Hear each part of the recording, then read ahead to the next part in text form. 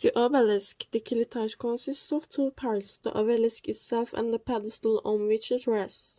The obelisk was commissioned by Pharaoh Thutmose III in Karnak. Emperor Julian 361–363 ordered the obelisk to be brought to the capital. However, while the obelisk was being transported, its lower section was damaged. It was erected in its current location by Emperor Theodosius in the year of 390. The emperor must have erected this stone to commemorate his victory over Maximus. The obelisks rest on a marble pedestal bounded by 4 bronze blocks. When we look closely at the pedestal, which is decorated on all 4 sides, we can feel as if we are among the retinue of the emperor watching the horse races. At the hippodrome, which was connected to the Great Palace, Emperor Theodosius and his family are depicted in the chatzma, the imperial box, watching various races and shows. These scenes are reliefs, meaning small sculptures attached to a surface. Theodosius is shown together with his 2 sons, Honorius and Arcadius. Entertainments in the palace are also depicted. In the lower section, the adventure of transporting the obelisk is narrated. On the eastern and western faces of the pedestal, there are Greek and Latin inscriptions describing how the obelisk was erected. In the Greek inscription, a third person narrates the events. Emperor Theodosius showed the courage to erect this stone, which had lain on the ground continuously. He called upon Proclus to assist him, and thus it was erected in its place in 32 days.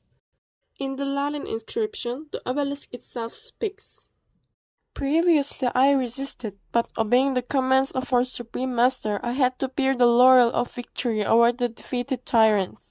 Everything submits to Theodosius and his broken lineage. They conquered me too, and under the direction of the leader Proclus, I was forced to rise in 30 days. A legend told about the obelisk goes as follows. At the base of the obelisk there is to stand a talismanic hand made of copper. Whenever a merchant brought goods to Istanbul, they would go to the obelisk and place the price they demanded for the goods inside this hand. The copper hand would then reveal the true value of the goods by closing its palm. One day a merchant from Anatolia came to the side of the obelisk to sell his horse. He stated the price of the horse, 10,000 akçe. The hand placed 40 akçe in his palm and closed. The horse merchant grew really furious at the situation and muttered, breaking the hand with a single blow. The guards nearby immediately seized the man and beheaded him. Not long after, the horse also died, and its hide was sold for 40 akçe.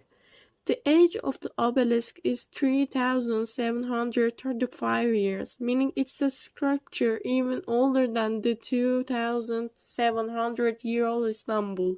Commissioned in 1736 BC by the Egyptian pharaoh Thutmose, the obelisk was loaded onto ships and brought to Istanbul, to its current location by the Roman Emperor Theodosius the Great, who had conquered Egypt.